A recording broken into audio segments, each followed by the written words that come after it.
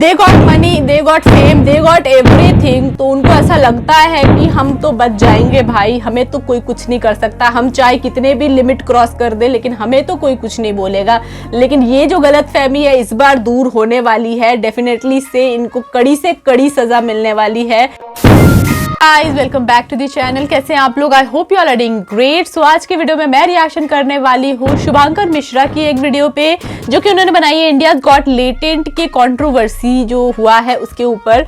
And आप लोगों को अगर पता ही होगा, वैसे तो अगर आप यूट्यूब ज्यादा देखते हो, इंटरनेट पे एक्टिव हो, तो आपको अब तक पता चल ही गया होगा कि क्या हुआ है इंडिया गॉट लेटेंट के साथ। इंडिया गॉट लेटेंट का जितना भी वीडियो था सब डिलीट हो चुका है। एंड अब जो लोगों ने रिएक्शन बनाया होगा उस वीडियोस का, उसी के चैनल पे आपको ये सारे वीडियोस देखने को मिलने वाले हैं। इसके अलावा कहीं पे भी आपको ये वीडियोस देखने को नहीं मिलेंगे कि इन्होंने भी डाउनलोड करके रखा होगा, वो अगर पोस्ट करेंगे तो आपको वहां पे भी देखने को मिल जाएगा। लेकिन उसके जो ओनर है, उस चैनल के जो ओनर है समय रैना, उन्होंने अपना ऑफिशियली चैनल से सारे वीडियोस डिलीट कर दिया है। गॉट लेटेंट का हर एक एपिसोड इतना ज्यादा वायरल हो रहा था कि मैंने भी उसके कई एपिसोड्स पे अपना रिएक्शन दिया था। मेरे चैनल पे भी कई सारे रिएक्शन आपको देखने को मिल जाएंगे। सारे एपिसोड्स में मैंने एक चीज नोटिस करी थी कि काफी ज्यादा वल्गैरिटी धीरे धीरे बढ़ती जा रही थी। इस वजह से मैंने इंडिया गॉट लेटेंट के कई सारे एपिसोड पे रिएक्शन करना ही बंद कर दिया था। एंड बहुत टाइम से मैं इस चीज को नोटिस कर रही थी। एंड 2-3 एपिसोड पे मैंने शायद से रिएक्शन करा होगा, उसके बाद ही मुझे समझ आ गया। वो जो लड़की का कपड़ा काट रहा था ना, वहां पे वो जो लास्ट मैंने वीडियो देखा था, आई थिंक मेरे चैनल पे वही एक वीडियो लास्ट होगी जहाँ पे वो लड़की का कपड़ा काट रहे थे। एंड उस लड़की का डिवोर्स हो गया लिटरली उसी वजह से, क्योंकि उन्होंने इस तरह के वीडियो में अपीयरेंस किया। एंड समय रैना के वीडियोस में आके वो वायरल हो गई। एंड उसके बाद फिर उनके हस्बैंड ने वो वीडियो देख लिया एंड उसके बाद उनको वो डिवोर्स दे दिया। उनका बेटा भी था, तो भाई ये घर टूट गया।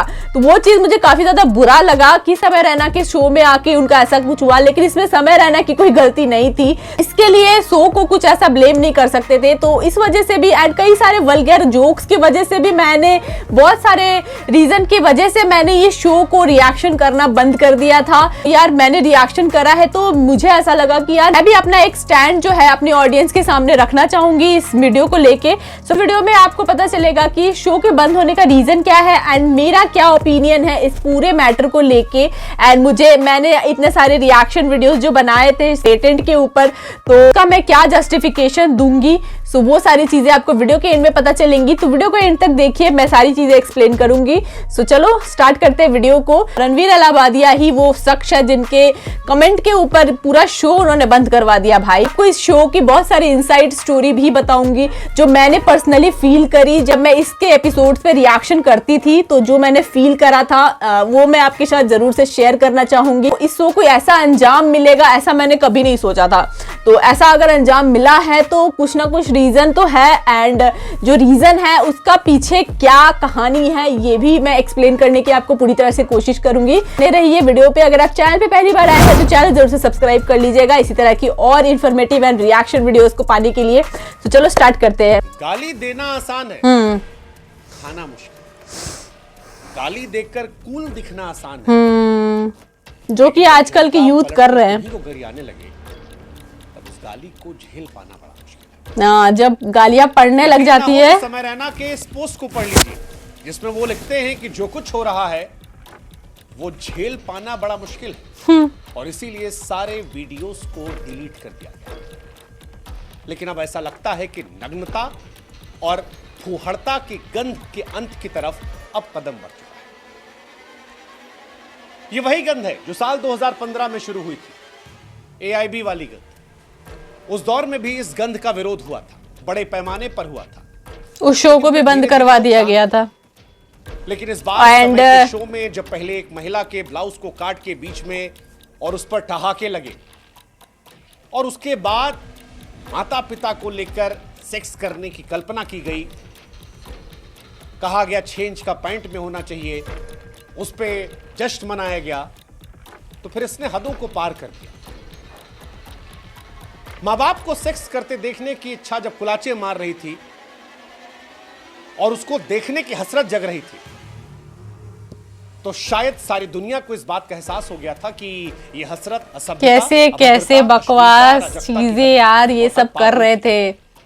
और इस हद पार होने का ही असर है कि आज इस देश में दुकानदार से लेकर अधिकारी, व्यापारी से लेकर नेता, मंत्री, किसान, लेफ्ट राइट, हर आदमी एक सुर में इसका विरोध करता है।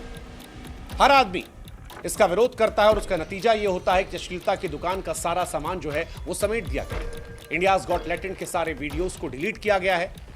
कहना पड़ रहा है कि अब झेल नहीं पा रहे। हालांकि माफी अब तक नहीं मांगी गई, मगर जिस तरह का माहौल है, जिस तरह से कार्रवाई शुरू हुई है, अगर थोड़े समय में समय की माफी आ जाए तो हम और आप हैरान नहीं। शुरुआत पेड पीआर से हुई थी, नैरेटिव सेट करने की कोशिश की गई थी, लेकिन पेड पीआर से नया नैरेटिव सेट करने की कूल कोशिश नाकाम हो गई। रणवीर ने माफी मांग ली। वो समय जो कहते थे कि जिसको मेरी गाली से दिक्कत है तो ये रहा फॉर्म भर लीजिएगा, उसके बाद बत्ती बनाकर छोड़िए, ये समय ने भी लेटेंट के सारे वीडियोस छोड़ दिए। और वो तीसरी अपूर्वा जो इस घटना के बाद भी स्टोरीज लगाकर जनहित भावनाओं का मजाक उड़ाते हुए कूल बन रही थी, अब वो थाने के चक्कर लगा। पुलिस उनसे पूछताछ कर। प्रशासन ऐसा लगता है कि ऐसी कार्रवाई करने की तैयारी में है कि इस घटना के बाद एक नजीर पेश हो जाए। नजीर कि भविष्य में कोई भी ऐसा शर्मनाक एक्ट करने से बचे। एक्ट शब्द का इस्तेमाल हम इसलिए कर रहे हैं क्योंकि समय और रणवीर दोनों को मालूम था कि वो क्या कहने वाले। अपूर्वा भले ही कह रही है कि शो स्क्रिप्टेड नहीं था, मगर माफ कीजिएगा मैडम, हमें पता है जिस तरह से विदेशी शो की हुबहू कॉपी करके डायलॉग चिपकाया गया और उसके बाद जिस तरह से दांत चियार रहे थे लोग,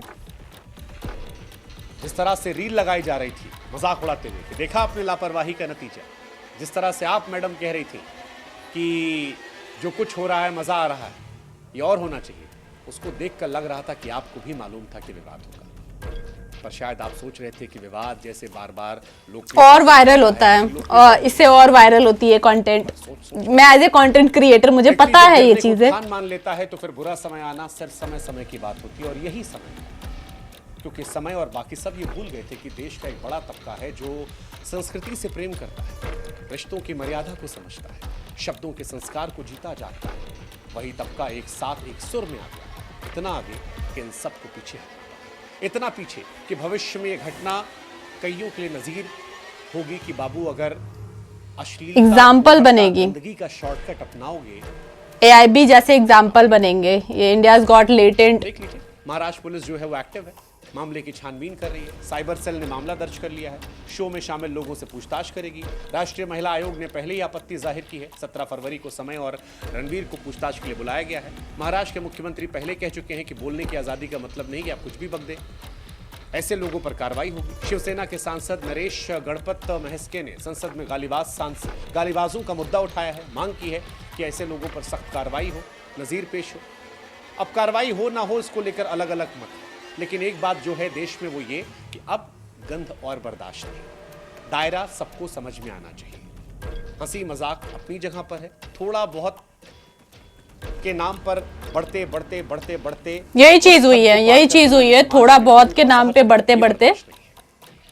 और ये मैसेज सिर्फ रणवीर और समय के लिए नहीं है, बल्कि ये मैसेज तमाम यूट्यूबर्स, कंटेंट क्रिएटर के लिए जो ह्यूमर के नाम पर अश्लीलता फैलाते हैं। इसीलिए शायद जिन जिन लोगों ने समय के शो इंडियाज गॉट टैलेंट में पार्टिसिपेट किया था बतौर जज, उन सबको भी नोटिस किया, वो सब भी जांच के दायरे में आए, उन सब से पूछताछ हो।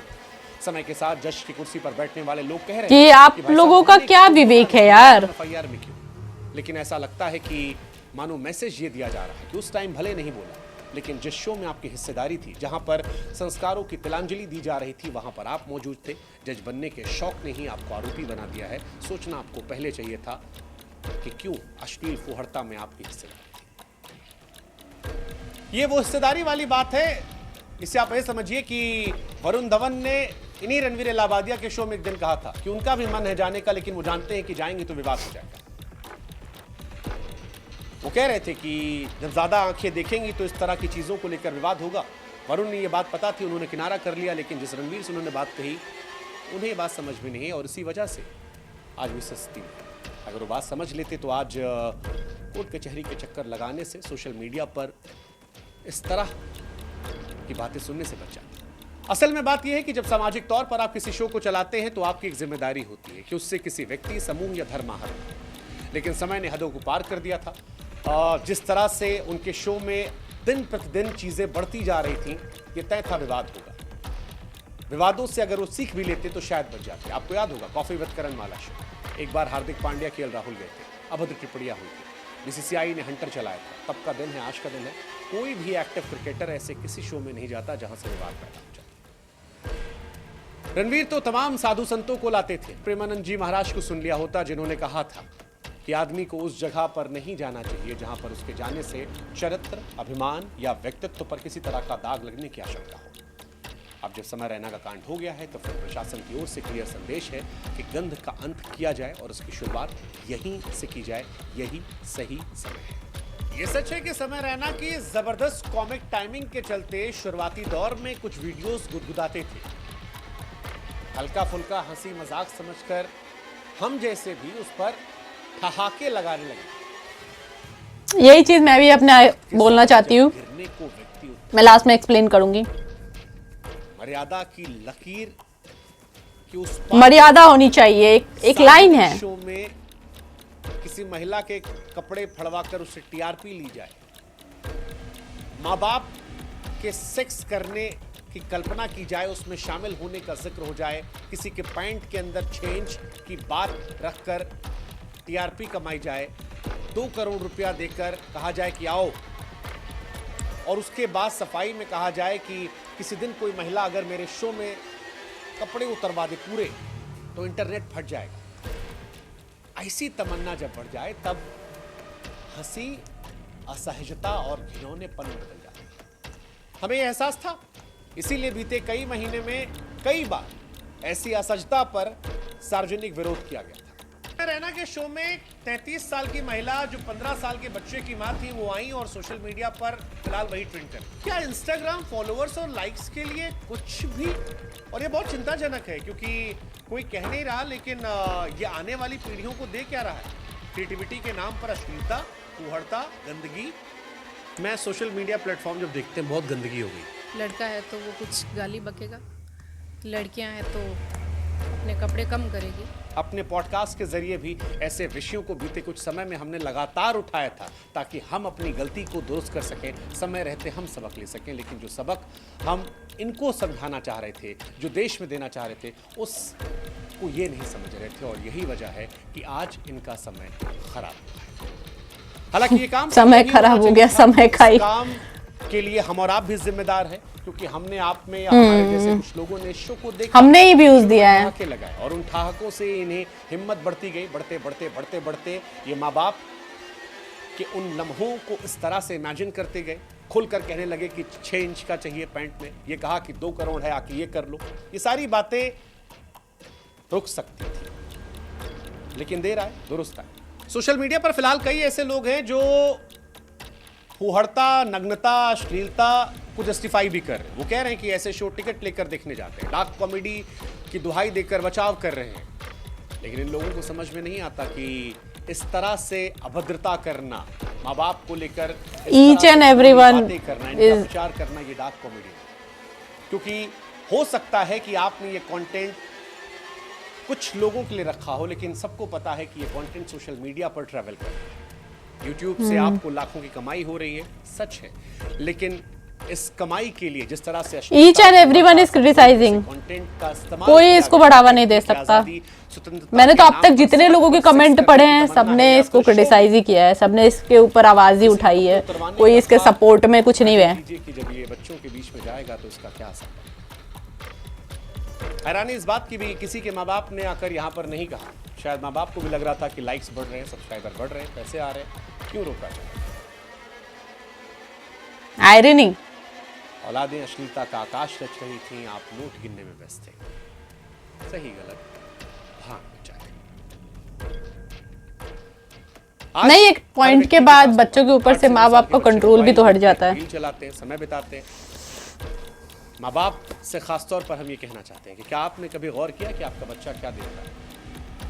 और अगर ये देख रहा है तो क्या आपको एहसास हुआ कि इससे उस पर क्या असर पड़ रहा है? असर पड़ने की बात छोड़ो, लोग जो बना रहे हैं उसको पहले रोको यार। खिलाफ है, उन्हें समझना पड़ेगा कि कहीं से तो शुरुआत होनी थी। इस कार्रवाई ये बहुत गलत चीज है। भविष्य में लोग फुहड़ता वाली बात कहने से बचेंगे, अभद्र अश्लील जोक मारने से पहले कोई भी 100 बार सोचे। कोई भी बड़ा क्योंकि बहुत इम्पैक्ट डालता है यार इंटरनेट एंड यूट्यूब आज के डेट में। होगा कि उनका बच्चा क्या देख रहा है या क्या बना रहा है, क्या बनाकर सोशल मीडिया पर डाल रहा है। हमें ऐसा लगता है कि ऐसे कंटेंट पर लगाम लगनी चाहिए। भारी पीआर के बीच में भी दोबारा ये वीडियो बनाकर इस मुद्दे को हम उठा रहे हैं। हम जानते हैं कुछ लोग इसका विरोध करेंगे, इसके जरिए हमें भी निशाना बनाया जाएगा, हम पर भी आरोप प्रत्यारोप होंगे, लेकिन फिर भी हम उम्मीद करते हैं कि आप हमारा साथ दें। हम उम्मीद करते हैं कि इन आवाज़ों से उन तक आवाज़ पहुंचेगी जो इस पर ठोस कदम उठा सकते हैं, और उम्मीद करते हैं कि बेहतरी की ओर कदम उठाए जाएंगे। लगाम लगाई जाएगी उन लोगों पर जो अपने फायदे के लिए नग्नता, अश्लीलता को परोसते हैं। और जाते जाते हम सिर्फ एक बात कहना चाहते हैं कि जुबान पर लगाम दिखती नहीं है मगर होनी चाहिए। फिर कहेंगे समय के साथ जो कुछ हो रहा है या बाकी लोगों के साथ, तो सबक है कि व्यूज़ बढ़ाने के लिए शॉर्टकट अपनाओगे तो आक्रोश एक दिन अलग स्तर पर आपको ले जाएगा, और इस आक्रोश के साइड इफेक्ट को झेलकर आप अलग थलग पड़ जाएंगे। बेहतर है फिर आप बोलोगे कि बर्दाश्त नहीं हो रहा है। ओके, तो अच्छा है यार कि हम अपने कंटेंट में कभी भी इस तरह की चीज़ें नहीं प्रमोट करते हैं। मैंने कभी भी अपने किसी भी वीडियोस में ऐसे किसी भी गाली या वल्गैरिटी को कभी प्रमोट नहीं किया है। मैंने हमेशा बोला है भाई मेरे ये काम है, मेरे ये रिएक्शन करना। अब जिस वीडियो पे मैं रिएक्शन कर रही हूँ अगर उसके अंदर कोई गाली है तो उस पर मैं कुछ नहीं कर सकती। क्रिएटर लोग ऐसे करते हैं, आज आप लोग उसको व्यूज़ देते हो, आप लोग उस टाइप के क्रिएशन को सपोर्ट करते हो, साफ़ सुथरे क्रिएशन को। हमारे जैसे लोग जब वीडियो बनाते हैं, अच्छी वीडियो बनाते हैं, तो आप लोग फिर उसको सपोर्ट नहीं करते हो। ऐसे ही लोगों को सपोर्ट करते हो जो लोग गाली गलौज करते हैं, वीडियो बनाते हैं, वीडियो को इस तरह से सेक्सुअल बातें करते हैं, उन लोगों के वीडियोस को आप लोग ज़्यादा व्यूज़ देते हो। मेंटालिटी भी वही हो गई है कि भाई जो गाली देता है वो कूल है, एंड जो लोग गालियाँ नहीं देते हैं अपने वीडियोज़ में वो तो फूल है। पहले तो शुभांकर जी की तारीफ करना चाहूँगी कि क्या शब्दों का जाल बुना उन्होंने, पूरा कहानी, पूरा स्टोरी को उन्होंने जैसे एक्सप्लेन किया, एकदम इतना मतलब शायराना अंदाज में, मुझे काफ़ी पसंद आया। ये वो न्यूज़ रिपोर्टिंग बैकग्राउंड से है ना, तो भाई समझ सकते हो कि मैंने उनका वो जो कीड़ा है वो गया नहीं है, तो ऐसे ही उस तरह से ही उन्होंने एक्सप्लेन किया। लेकिन मैं इसको सीधे शब्दों में मैं इसको बता देती हूँ। रणवीर अलाहाबादिया एंड आशीष चंचलानी एंड वो Makhija, I don't know, Purva क्या नाम है इसका, पूर्वा, बट लेटेंट का ऐसा कुछ सीन है ना भाई कि मतलब उसके अंदर स्क्रिप्टिंग होती है। मेरा ना अपने शो में हमेशा ये बात बोलता है कि भाई यहाँ पे अगर आप बैठे हो तो आपको इस टाइप की चीज़ें बोलनी है, इस टाइप की चीज़ें ज़्यादा और बोलो, और चीज़ें मतलब ये ऐड करते ताकि लोग और ज़्यादा मतलब उस चीज़ में आए, उस चीज़ के ऊपर हंसे, एंड काफ़ी ज़्यादा वल्गैर, सेक्सुअल एंड काफ़ी ज़्यादा बैड लैंग्वेजेस का यूज़ करो। यहाँ पे बैठे हो तो आप कुछ भी बोल सकते हो। एक ये टैगलाइन था उस शो का, मैंने कई बार इस शो में नोटिस किया था। तो करते करते कहाँ उन्होंने क्रॉस कर दिया लाइन को, वो उनको शायद से पता नहीं चल पाया। एंड पूरी तरह से स्क्रिप्टेड रहता है शो, मैं बता देती हूँ भाई, मुझे पता है ये चीज़। एज ए वीडियो क्रिएटर मुझे भी पता चल जाता है कौन सी वीडियोस, कौन सी चीज़ें स्क्रिप्टेड होती है, कौन सी चीज़ें स्क्रिप्टेड नहीं होती है। तो वो चीज़ें हमें पता होती है, हमें समझ में आ जाता है, क्योंकि हम भी वीडियो बनाते हैं। एज ए ऑडियंस हो सकता है कि आपको नहीं समझ में आए डिफरेंस कि कौन सा स्क्रिप्टेड है, कौन सा नहीं स्क्रिप्टेड है, लेकिन हम वीडियो क्रिएटर है तो हमें समझ में आ जाता है वो चीज़। तो ये पूरा मुझे समझ में आ गया था कि शो तो स्क्रिप्टेड है 100%, लेकिन ये चीज़ था कि वीडियो के अंदर वो लोग हाई मतलब धीरे धीरे लिमिट क्रॉस करते जा रहे थे। जैसे वो मैंने बताया कि लड़की का जिस तरह से वो लोग कपड़ा वपड़ा जो काट रहे थे, वो चीज़ जब हुई थी उसके बाद से मैंने धीरे धीरे इस शो पे रिएक्शन करना बंद कर दिया था, क्योंकि मुझे ऐसा लग रहा था भाई कि मतलब कुछ ज़्यादा ही वल्गर हो रहा है, कुछ ज़्यादा ऑड हो रहा है। मैंने जब उसका न्यूज़ सुना था कि भाई बेचारी का डिवोर्स हो गया, तो वो चीज़ मुझे काफ़ी ज़्यादा बुरा लगा कि भाई एक शो के ऊपर जाते हैं लोग तो उनका और फेम बढ़ता है, लेकिन यहाँ पे एक ऐसा शो है जहाँ पे कि फेम नहीं बढ़ा, यहाँ पे वो और उल्टा उसका वो हो गया। लेकिन बहुत सारे इस शो के जो विनर रहे हैं, जैसे हार्ट शिवम हैं, एंड बहुत सारे लोग हैं जिन्होंने इस शो की तारीफ करी कि भाई इस शो पे आने के बाद हमारा फॉलोअर बढ़ा, हमारे लाइक्स बढ़े।